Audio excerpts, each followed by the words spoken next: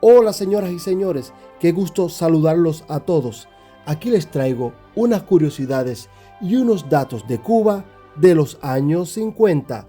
Y ahí vamos. Antes de 1959, Cuba era uno de los países más desarrollados de América Latina y mostraba índices socioeconómicos superiores a los de muchas regiones del centro de Estados Unidos o el sur de Europa. En 1925, con menos de 200 centrales, la naciente nación cubana elaboró más de 5 millones de toneladas de azúcar. En ese tiempo, la mayoría de los ingenios y las fincas estaban en manos de extranjeros, pero ya para finales de la década de 1950, de los 161 centrales trabajando, 131 eran propiedad de cubanos, con el 60% de la producción total. Y un ejemplo de ellos era el Central Delicias. Llegó a ser el mayor de Cuba, con una capacidad de molida de 780,000 arrobas de caña diarias. En 1952 produjo 1.383.653 sacos de azúcar.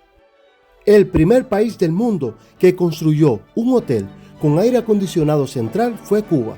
Se trató del Hotel Riviera en 1951 y también el primer edificio del mundo construido con hormigón armado se hizo en La Habana, el Foxa, en 1952.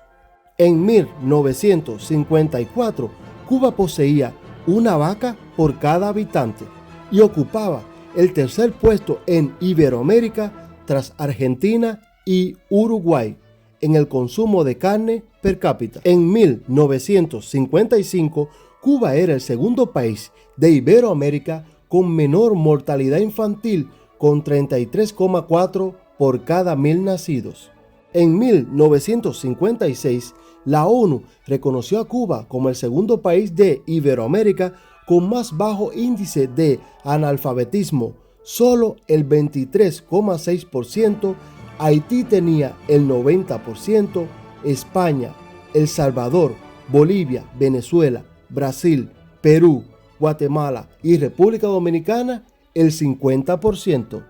En 1957, la ONU reconoció a Cuba también como el mejor país de Iberoamérica en número de médicos per cápita, uno por cada 957 habitantes, con el mayor porcentaje de viviendas electrificadas, con 82,9%, y viviendas con baños propios. Y el segundo país tras Uruguay en el consumo calórico per cápita diario. En 1957, La Habana se convirtió en la segunda ciudad del mundo en tener cine en 3D y multipantalla, el Cine Radio Centro, hoy llamado Yara. En 1958, Cuba era el segundo país del mundo en difundir televisión a color. En 1958, Cuba era el país de Iberoamérica con más automóviles, con 160,000, uno por cada 38 habitantes, y el sexto del mundo en el promedio de automóviles por habitantes. Cuba en 1958 era el país que más electrodomésticos tenía, el país con más kilómetros de líneas férreas por kilómetros cuadrados y el número total de receptores de radio. Y a pesar de su pequeño tamaño, que solo tenía 6,5 millones de habitantes en 1958, Cuba ocupaba la posición 29 entre las mayores economías del mundo. Y sin contar que nuestra Cuba era pionera en muchas áreas. El primer sistema de alumbrado público de todo Iberoamérica, incluyendo España, se instaló en Cuba en 1889. Cuba fue la primera nación de Iberoamérica y tercera del mundo tras Inglaterra y Estados Unidos que tuvo ferrocarril en 1837. Cuba fue la primera nación de Iberoamérica que aplicó anestesia con éter en 1847. También tenemos en nuestra historia que Cuba fue la primera en demostrar al mundo una industria movida por electricidad y fue en La Habana en 1877. El primer tranvía que se conoció en América Latina circuló en La Habana en el año 1900. También en 1900, antes que en ningún otro país en Latinoamérica, llegó a La Habana el primer automóvil. También fuimos la primera ciudad del mundo en tener telefonía discado directo sin necesidad de operadora. Fue en La Habana en 1906. En 1907 se estrenó en La Habana el primer departamento de rayos X en Iberoamérica. Nuestra Cuba también en 1922 fue la segunda nación en el mundo en inaugurar una emisora de radio, la PWX, y la primera nación del mundo en radiar un concierto de música y en presentar un noticiero radial. En 1928, Cuba tenía ya 61 emisoras de radio, 43 de ellas en La Habana, ocupando el cuarto lugar del mundo, superada solamente por Estados Unidos, Canadá y la Unión Soviética. En 1935, Cuba se convierte en el mayor exportador para Iberoamérica de libretos y grabaciones radiales.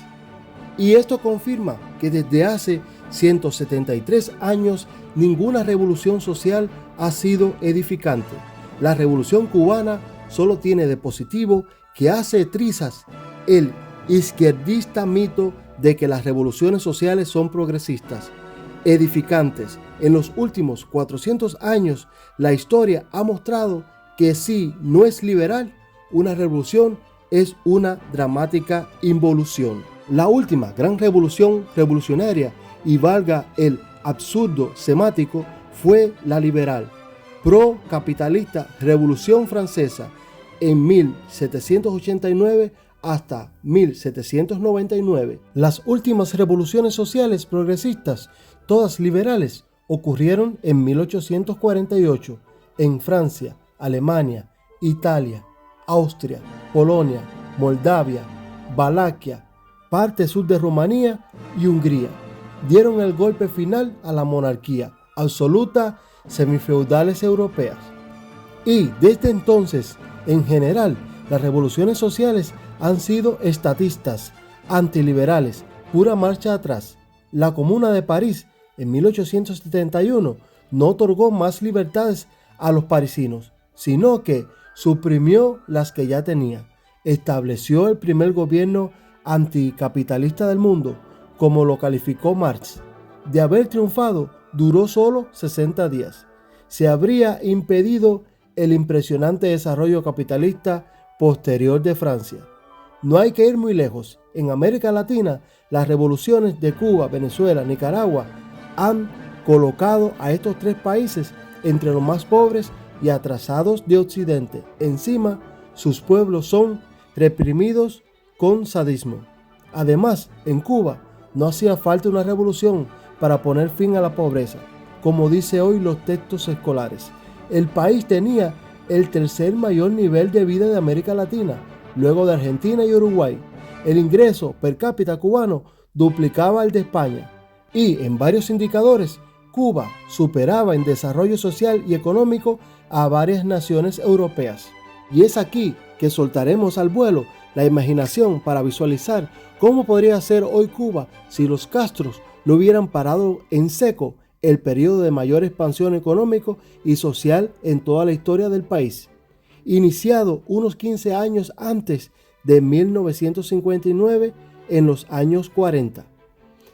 Estos 3 lustros se erigieron grandes fábricas, plantas industriales en la extensión de níquel, refinerías de petróleo, cientos de miles de viviendas, grandes hoteles, teatros, cines, restaurantes, escuelas, hospitales y clínicas, puentes, autopistas, incluyendo la del Circuito Norte, Circuito Sur, la autopista monumental, la Vía Blanca, la Vía Mulata y la autopista del Mediodía, el túnel bajo la bahía de La Habana, 2 túneles por debajo del río Almendares, los soberbios edificios públicos de la Plaza Cívica y la Ciudad Deportiva con su Coliseo, y altos edificios como el Foxa, el Someyán, los más altos del Caribe, y el Hotel Havana Hilton, el mayor y más alto de esa cadena de hoteles en el mundo. El país se autoabastecía de carne de res, cerdo y pollo, pescado y mariscos, leche, frutas tropicales, viandas, hortalizas, huevos, café y tabaco, y exportaba sus excedentes con más de 6,7 millones de cabezas de ganado vacuno. Cuba triplicaba el promedio mundial de 0,32 bovinos por habitantes. También nuestra isla bendita poseía la mejor ganadería tropical del mundo. Desplazó a Estados Unidos en la exportación hacia Latinoamérica de sementales de raza cebú, con unos 1,000 anuales. Ocupaba el primer lugar en América Latina en consumo de pescado.